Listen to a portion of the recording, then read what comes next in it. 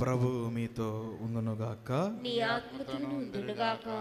పునీత యోహాను గారు రాసిన పవిత్ర సువిశేషములోని భాగము. ప్రభువా నీకు మహిమ కలుగునుగాక. యోహాను శుభవార్త 5వ అధ్యాయము 1వ వచనము నుండి 16వ వచనం వరకు. ఆ పిదప యూదుల పండుగ ఒకటి వచ్చెను. ఆ సందర్భమున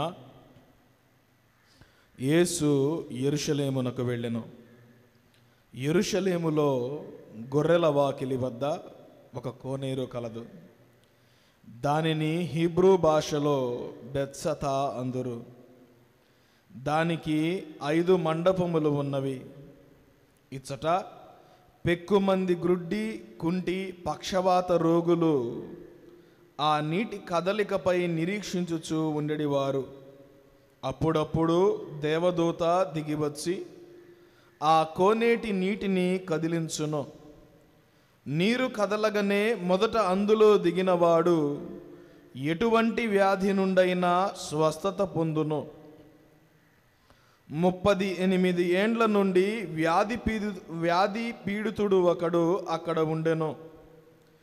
యేసు ఆ రోగిని చూచి వాడు బహుకాలము నుండి అచ్చట ఉన్నాడని గ్రహించి, నీవు స్వస్థత పొందగోరుచున్నావా అని అతనిని అడిగెను.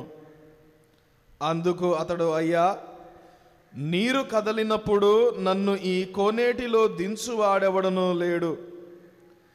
నేను వెళ్ళబోవుసరికి నాకంటే ముందుగా మరి ఒకడు దిగుచున్నాడు అని చెప్పెను.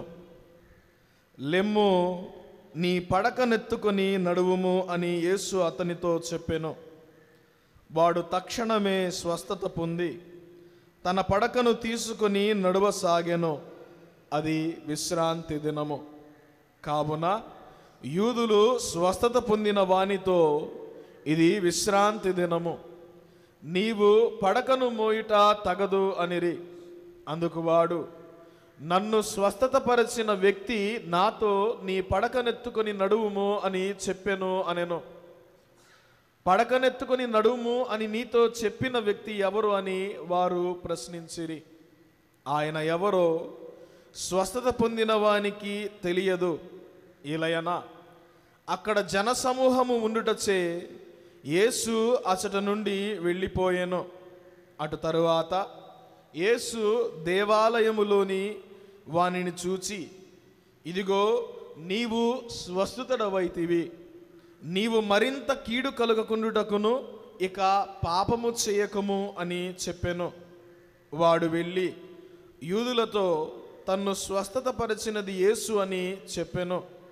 విశ్రాంతి దినమున ఈ పని చేసినందుకు యూదులు యేసును హింసింప మొదలెడిరి.